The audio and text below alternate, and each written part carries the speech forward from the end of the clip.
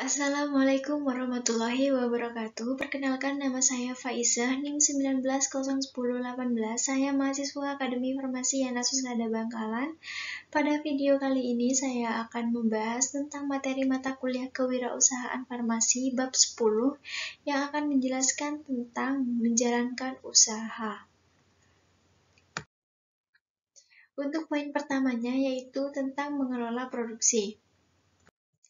Pengertian dari pengelolaan produksi, manajemen produksi adalah suatu proses secara berkesinambungan dan efektif dalam menggunakan fungsi-fungsi manajemen untuk mengintegrasikan berbagai sumber daya secara efisien dalam rangka mencapai tujuan. Manajemen produksi sendiri merupakan kegiatan manajemen yang berhubungan dengan pembuatan barang atau jasa. Fungsi manajemen produksi itu ada 4. Ada fungsi perencanaan. Untuk fungsi perencanaan, manajemen produksi ini mencakup penentuan peranan dari kegiatan produksi termasuk perencanaan produk, perencanaan fasilitas, dan perencanaan penggunaan sumber daya produksi. Pada fungsi pengorganisasian, manajemen produksi ini mencakup penentuan struktur organisasi dan kebutuhan sumber daya yang diperlukan di bagian produksi untuk mencapai tujuan operasi serta mengatur wewenang dan tanggung jawab yang diperlukan dalam pelaksanaannya. Pada fungsi penggerakan, manajemen produksi ini mencakup kegiatan memotivasi karyawan bagian produksi untuk menjelaskan tugasnya. Pada fungsi kontrol, manajemen produksi mencakup kegiatan mengembangkan kualitas, standar waktu kerja, dan standar hasil kerja produk. Ukuran produktivitas kerja. Ukuran utama yang dilakukan atau yang digunakan untuk mengukur kinerja dari manajemen operasi adalah produktivitas. Produktivitas sendiri merupakan ukuran bagaimana baiknya suatu sumber daya diatur dan dimanfaatkan untuk mencapai hasil dan yang diinginkan. Secara umum, produktivitas dapat dinyatakan sebagai berikut, seperti produktivitas keluaran atau biaya tenaga kerja ditambah biaya mesin ditambah material. Untuk poin keduanya yaitu tentang perencanaan fasilitas. Perencanaan fasilitas adalah menentukan bagaimana suatu aset tetap perusahaan digunakan secara efektif dan efisien dalam menunjang kegiatan produksi. Tujuan dari perencanaan fasilitas ini yaitu peningkatan pengadaan dan penyimpanan bahan baku, kemudian menggunakan tenaga kerja, peralatan, ruang, dan energi secara efektif, kemudian meminimalkan investasi modal, kemudian mempermudah pemeliharaan fasilitas, dan meningkatkan keselamatan dan kepuasan kerja. Kegiatan-kegiatan dalam perencanaan fasilitas, yang pertama itu menetapkan jenis barang yang akan diproduksi, kemudian menentukan proses produksi yang diperlukan, yang ketiga menentukan hubungan antar departemen, kemudian yang keempat menentukan kebutuhan ruangan untuk semua bagian dalam produksi, kemudian yang kelima menyusun rencana fasilitas, yang keenam kegiatannya yaitu memelihara fasilitas.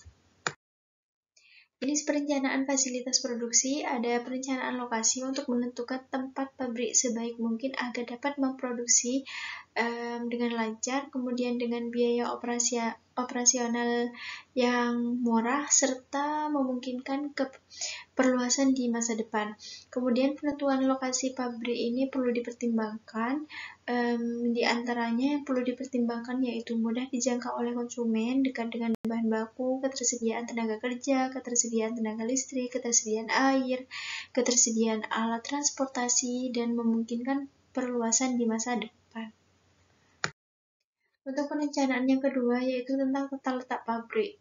Salah satu tahapan perencanaan fasilitas yang bertujuan untuk mengembangkan suatu sistem produksi yang efektif dan efisien, sehingga mampu mencapai kapasitas optimal dan biaya produksi yang paling ekonomis.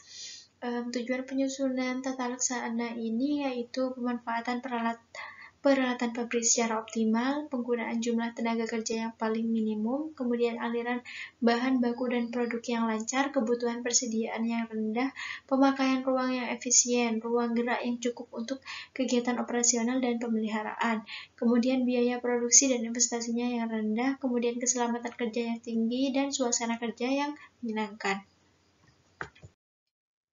Untuk poin yang ketiga, di sini saya akan menjelaskan tentang pengaturan tata letak mesin produksi. Untuk yang pertama, tata letak tentang proses. Tata letak proses ini artinya bahwasanya penyusunan tata letak mesin di mana alat produksi yang sejenis atau berfungsi sama ditempatkan pada bagian yang sama. Model tata letak ini cocok untuk perusahaan yang membuat produk bervariasi.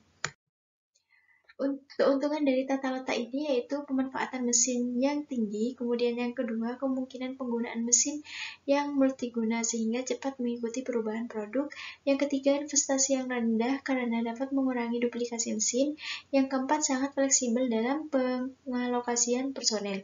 Kemudian kelemahan dari tata letak yang ini yaitu pengawasan produksi sulit karena satu mesin dapat digunakan untuk bermacam-macam produk. Kemudian yang kedua yaitu faktor produk per unit lebih lama. Kemudian yang ketiga memerlukan skill yang tinggi. Yang keempat tidak dapat digunakan model ban berjalan. Tata letak yang kedua yaitu tata letak produk. Tata letak produk sendiri yaitu bahwa penyusunan tata letak didasarkan pada tahapan operasi yang sama sejak awal hingga akhir. Model tata letak ini cocok untuk perusahaan yang proses produksinya sudah distandarkan dan proses massal dan produksi massal dalam jumlah yang besar. Untuk keuntungan tata letak ini yaitu aliran material yang simpel dan langsung, total waktu produksinya lebih cepat dan tinggi, tidak memerlukan skill tenaga kerja, kemudian yang banyak, kemudian pengawasan proses produksi lebih mudah, kemudian dapat digunakan mesin otomatis, dapat digunakan model ban berjalan. Sedangkan kelemahan dari produksi tata letak yang ini yaitu kerusakan pada sebuah mesin tertentu dapat menghentikan produksi. Kemudian yang kedua, perubahan desain produk akan mengubah tata letak mesin. Yang ketiga, memerlukan investasi yang besar karena proses menonton mengakibatkan kebosanan personel. Kemudian yang keempat, menentukan tingkat produksi. Salah satu keputusan penting dalam perusahaan adalah menentukan tingkat atau volume produksi. Penentuan volume produksi harusnya disesuaikan dengan jumlah permintaan pasar. Tingkat produksi terlalu besar dibandingkan permintaan pasar dapat mengakibatkan pemborosan biaya seperti biaya penyimpanan, biaya modal, dan biaya kerusakan barang selama penyimpanan.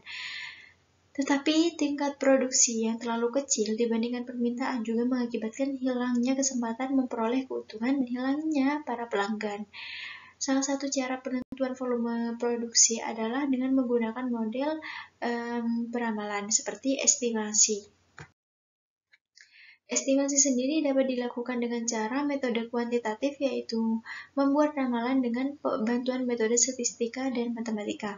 Kemudian metode yang kedua yaitu metode kualitatif yaitu memperkirakan jumlah produksi dengan pendapatan ahli peramal. Poin yang kelima yaitu di sini saya akan membahas tentang produk sediaan farmasi karena di sini temanya yaitu tentang kewirausahaan farmasi, maka di sini saya akan juga menjelaskan tentang produk sediaan farmasi. Bidang usaha kesehatan sangat luas dan beragam. Secara umum, bidang usaha kesehatan dapat dikelompokkan menjadi dua. Yang pertama, jasa, dan yang kedua yaitu usaha non-jasa.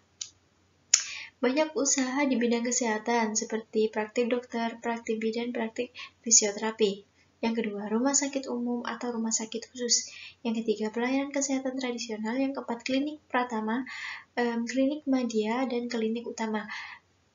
Kemudian yang kelima, klinik kecantikan. Yang keenam, toko obat berizin. Yang ketujuh, apotek atau apotek rakyat. Yang kedelapan yaitu industri obat. Yang kesembilan yaitu industri suplemen kesehatan. Yang kesepuluh yaitu industri obat tradisional seperti iot, IEBA, dan UKOT. Kemudian yang ke-11 usaha mikro obat atau UMOT. Kemudian industri kosmetika. Kemudian yang ke-13 PBF, perdagangan besar farmasi. Yang ke-14 yaitu laboratorium kesehatan. Yang ke-15 yaitu minuman botanikal atau cair atau serbuk.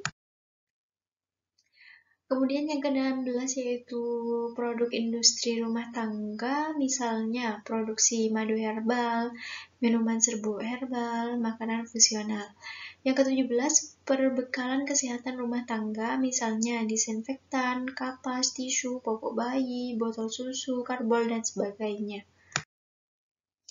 Bidang usaha lain yang terkait dengan kesehatan juga dapat menjadi peluang dan potensi usaha seperti platform kesehatan digital. Yang kedua, pelatihan di bidang kesehatan seperti pelatihan kesehatan secara umum, pelatihan di bidang kesehatan tradisional, pelatihan di bidang industri obat herbal, pelatihan di bidang pembuatan kosmetika, dan pelatihan di bidang perbekalan kesehatan rumah tangga. Jika ingin atau tertarik melakukan usaha produksi sediaan farmasi, dapat diawali dengan eksplorasi terhadap potensi sumber bahan baku, kebutuhan pasar sediaan farmasi, dan lain sebagainya.